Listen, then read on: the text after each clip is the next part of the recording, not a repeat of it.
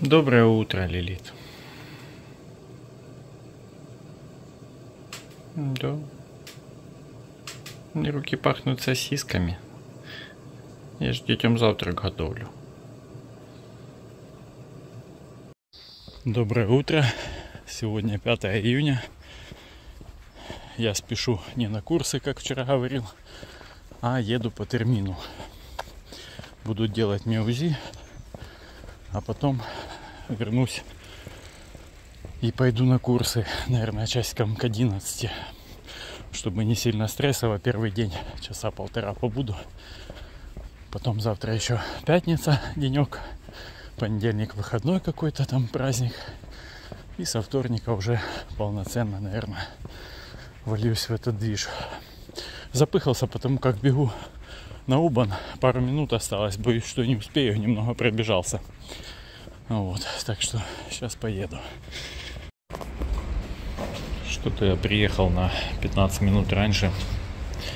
Не знаю, не хочется сидеть там в комнате ожидания. Тусуюсь на улице пока. Погодка отличная, свежо, хорошо. Я с утра ничего не ел, не пил. Так необычно. Никакого тебе кофе с шоколадочкой. Короче, лайфхак. Где хранить пакетики для мусора. Внизу лежит пакетик. Этот потом достаешь заполненный и новый одеваешь. И никогда не забудешь принести с собой. Хитро. Я вернулся из больницы. Сейчас топаю домой, перекушу что-то и пойду на курсы. Но если так вкратце сказать, не ходил я по больницам 40 лет. Нечего было начинать. Теперь, начинается кино. Это потом расскажу, наверное. Пойду гулять после обеда.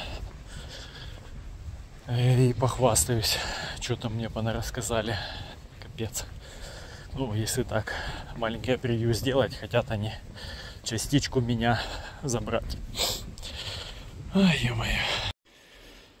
Там пару дней назад было видео, что я ходил гулять из-за посылки UPS попозже. Вот эта посылка доехала ко мне наконец-то, но только лишь вчера.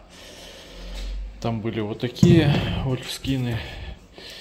И точно такие же, но в белом цвете. Но есть нюанс. Эти 44 европейские, но 27,2 мм, 272 вернее. А эти на 280, но 45. При этом UK 10,5, эти UK 9,5. Короче, увидел я эти топули и решил заказать себе. Они типа трекинговые, не для бега, а именно для ходьбы. Типа того. Модель недорогая какая-то. Что-то там Adventure или как-то там. Ну, в общем, напишу. Они стоят у самого Wolfskin на сайте сейчас по акции 80 евро. А найти можно на других магазинах еще дешевле. То есть, ну, модель такая совсем простенькая. Она безмембранная. Стелька какой-то Artolite гибрид. Ну, такая тоненькая, не скажу, что сильно качественная.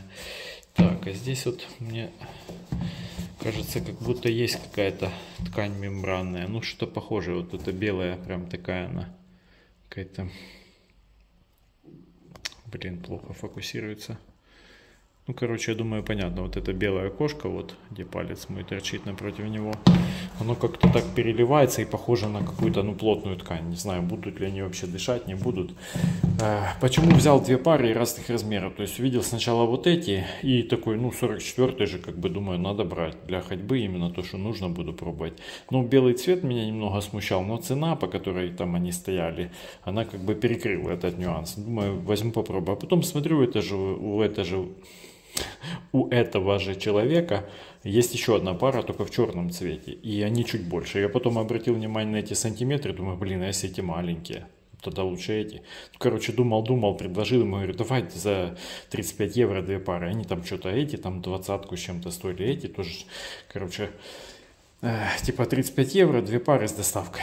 Ну, подумал, говорит, ну давай. Ну, короче, я их и взял.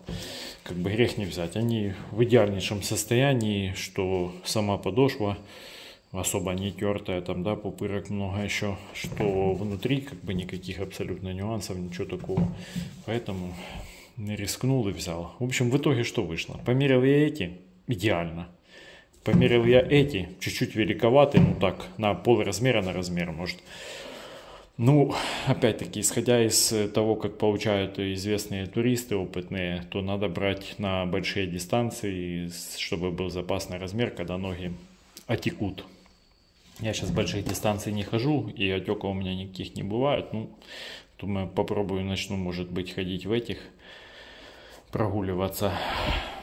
А потом, если что, будут ноги отекать, буду пробовать в этих ходить. Ну, короче, не знаю. В общем, пока 2 пары они у меня, а там буду думать. Белый цвет, конечно, это в дорогу не очень годится. Потому что с ними будет сразу беда. Ну, не знаю. Эти такие нарядные. Я бы их и так носил. Ой. И так бы с ними в них ходил, вернее. Не знаю, постираю. В общем, буду потом разбираться. Так, я топаю домой. Курсы у меня сегодня не удались. Вернее, как, я пришел туда, но так как я у девочек попросил в Праксисе написать мне Entschuldigung, ну, это справку типа выдать до часа дня, что я у них был, я же ее и притащил. А пришел 11:30. Занятия, по идее, до 12:30. Думаю, часик как раз, чтобы без стресса познакомлюсь с одногруппниками, побуду там час. Ну, а этот дядя вышел, который учитель, и говорит: иди домой. Приходи уже завтра, у тебя же вот справки до 13, типа. Я такой, ну окей.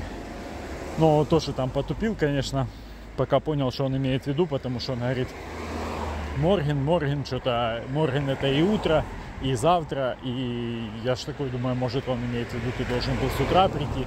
В общем, короче, он понял, что я ничего не понимаю на этом немецком, поэтому его объем работы ждет большой, судя по всему. Ну, такие дела. Поэтому иду домой, обедаю и пойду гулять. По дождику, возможно. Погода такая стрёмная. Вышел я на прогулочку послеобеденную. Обед, кстати, удался. Так я объелся, что даже лег вздремнуть на 10 минут. Шел ливень, поэтому я не рискнул выходить. Конечно, упрекнул себя, думаю, никакой же ты путешественник после этого, если ты собрался там что-то где-то ходить в любую погоду, а тут в дождь очкуешь выйти. Ну, такой подумал. Лучше я полежу. Короче, 15 минут у меня было. Я чукс и провалился в сон. Будильник сработал. Смотрю, 10 минут где-то поспал. Короче, забыл уже, как это после обеда подремать. Ну, по поводу больницы. Значит, делали мне сегодня УЗИ. Гастроэнтеролог делал. Во-первых, она обнаружила у меня гистаминоneпереносимость по крови как-то там. А во-вторых, делала мне УЗИ. И на УЗИ нашла в желчном огромное количество полипов. Прям, говорит, очень много. Очень много. Мелкие все в основном. Там 4 миллиметра максимальный приблизительно. Вот. Но, говорит, я тебе однозначно советую удалять желчный. От греха подальше, не дай бог что. В общем, давай дам тебе направление к хирургу. Говорит, всем, у кого такую ситуацию вижу, я сразу отправляю на удаление. Потому что никак ты это не отследишь. Тут надо смотреть типа каждый, чтобы не разросся, а их очень много. И, в общем, это такое. Говорю, так подождите, а как же, это же диета специфическая и все такое. Она говорит, тут, во-первых, в Германии типа не принято. А во-вторых, говорит, ну да, типа, ну, все ж таки лучше, чем... Ну, как-то она, короче, немного внимания этому аспекту уделила, что это немножко другое качество жизни. Я говорю, ну давайте там, когда у нас следующая встреча, она там сказала, когда там через несколько месяцев, через парочку. Говорит, давай тогда подождем, может еще посмотрим. Ну, в общем, а так, говорит, конечно, в любое время дам тебе направление и едь удаляй. Ну, в общем, такие дела. Я вывалился от нее в шоке. Даже забыл, там она еще мне одни направления на анализы давала.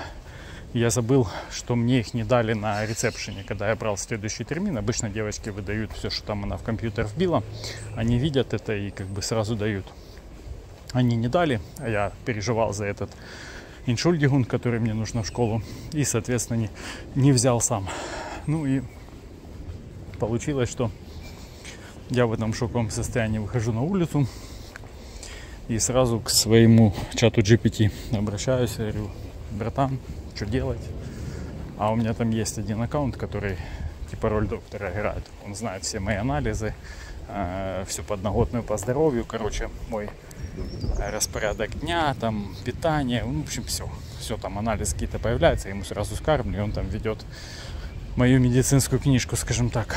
Он говорит: стопе, ни в коем случае ничего не нужно удалять, ты с ума сошел.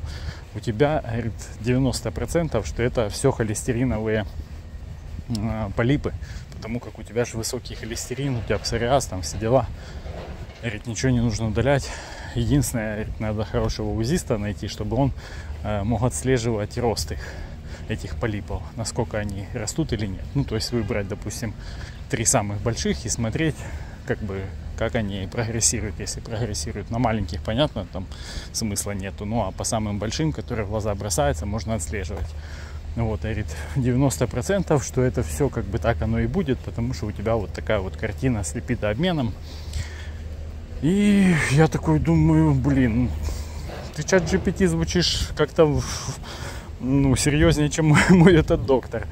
Тем более, она знает, что у меня и холестерин, она мне сама про статины говорила, что не играйся с этим, употребляй. Но это было на прошлом визите, может быть, она забыла.